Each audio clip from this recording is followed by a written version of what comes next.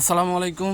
ইনশাআল্লাহ আশা করি সবাই ভালো আছেন। আলহামদুলিল্লাহ আমিও ভালো আছি। যেখান থেকে আমার ভিডিওটি দেখছেন সবাইকে অসংখ্য ধন্যবাদ ও সর্বদা ভালোবাসা রইল। তো আজকে আমি আপনাদেরকে আজকের 7 তারিখের ভিএফএস গ্লোবালের আপডেটটা দিব এবং গত 6 তারিখের ভিএফএস গ্লোবালের আপডেটটা দিব। তো সবাই ভিডিওটা শেয়ার করবেন।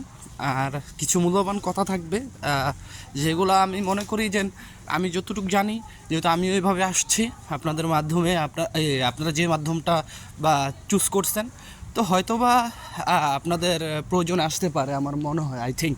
তো অবশ্যই আপনারা ভিডিওটা পুরোটা দেখার চেষ্টা করবেন এবং শেয়ার করবেন ইনশাআল্লাহ।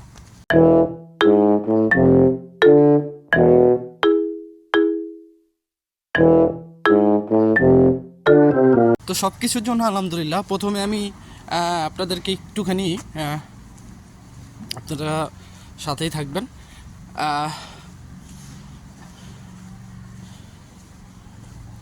প্রথমে আমি আপনাদেরকে গতকালকে 6 তারিখের আপডেটটা দিই।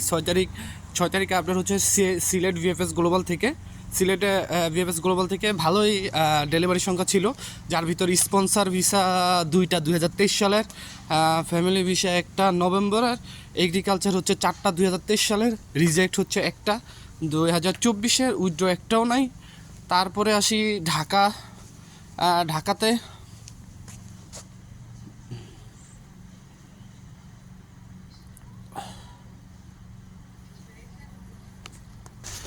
হ্যাঁ, ঢাকাতে মোটামুটি ভালোই, কিন্তু প্রতিদিনই আমরা ঢাকাতে দেখতেছি মোটামুটি ভালোই ডেলিভারি আপডেট হচ্ছে প্রায় 30টার উপরে, যার ভিতরে হচ্ছে স্পন্সার 11টা 2023 এবং 2024, যাক আলহামদুলিল্লাহ।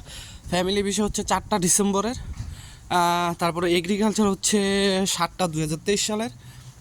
তারপরে হচ্ছে রিজেক্ট হচ্ছে 5টা 2023 সালের, উইথড্র হচ্ছে 1টা 2023 সালের। তারপরে আমি আপনাদেরকে 6/10/2024 চট্টগ্রামের আপডেটটা দিই। চট্টগ্রামের আপডেটটা হচ্ছে ভালোই, ডেলিভারি সংখ্যা ভালোই ছিল। আমার আমার আমার কাছে যতটা আছে তার চেয়েও বেশি কিন্তু আরও আছে।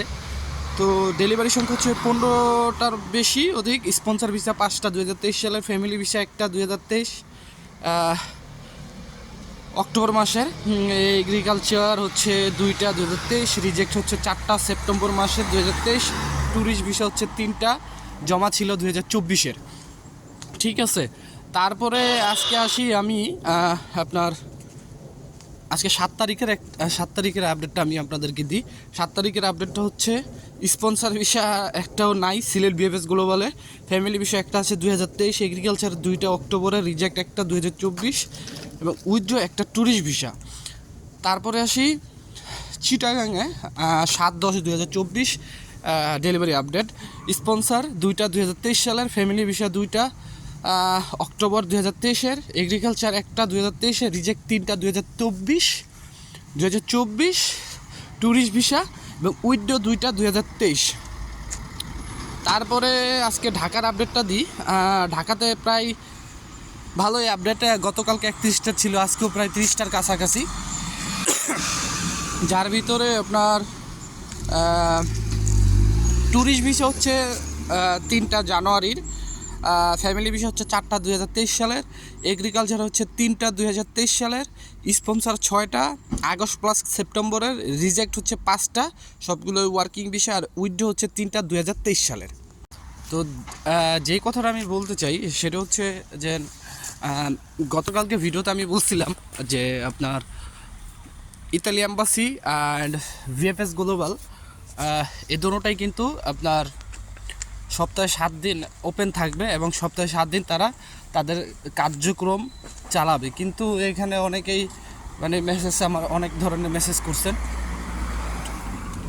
ঠিক আছে, আসলে এই বিষয়টা হয়তো বা আপনারা জানেন না, তার জন্য আমি আজকে একটা ভিএফএস গ্লোবালের যে ওয়ার্কিং ডেগুলো সেটার একটা ছবি দিয়ে দিলাম। আগে তো এখানে আপনার শুক্র শনি বন্ধ থাকতো, এখন থেকে দেখবেন এখানে শুক্র শনি বন্ধ নাই। হয়তো বা এটা আগামী 2 মাস পর্যন্ত হতে পারে, যেটা আমি গতকালকেও বলছি, আজকেও বলতেছি।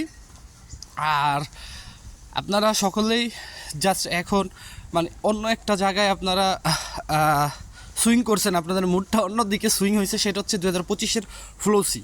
দেখেন 2025-এর ফ্লোসি এখন তৈরি কীভাবে কী করবে, যে পর্যন্ত গ্যাজেট প্রকাশ না হবে ততক্ষণ পর্যন্ত আমরা কেউই কিছু বলতে পারবো না। ঠিক আছে, এখন আমি পারবো না, অন্য কেউ পারবে, আদার্স কেউ পারবে কিনা সেটা তাদের ব্যাপার, এখন তো তাদের ব্যক্তিগত ব্যাপার। আর অবশ্যই যারা আপনারা অনেকেই আমাকে বলেন যে ভাই আপনার মাধ্যমে জমা দিতে চাই বা এরকম কিছু, দেখেন প্রথমত বেসিক্যালি আমার মাধ্যমে জমা দিতে হইলে আমার সাথে তো যোগাযোগ করতেই হবে। আর টাকা পয়সার লেনদেন এটা সম্পূর্ণ হবে হচ্ছে আপনার ফ্যামিলিগতভাবে, ঠিক আছে।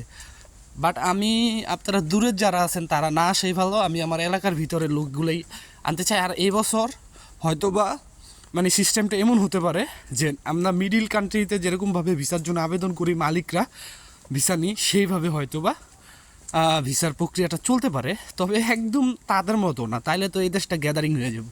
আশা করি বুঝতে পারছেন, বিস্তারিত আমি অবশ্যই আপনাদেরকে জানাবো। তো আজকের মতো ভিডিওটা এখানেই, সবার জন্য দোয়া রইল, সবাই আমার জন্য দোয়া করবেন, আর ভালো লাগলে অবশ্যই শেয়ার করবেন। আসসালামু আলাইকুম, আল্লাহ হাফেজ।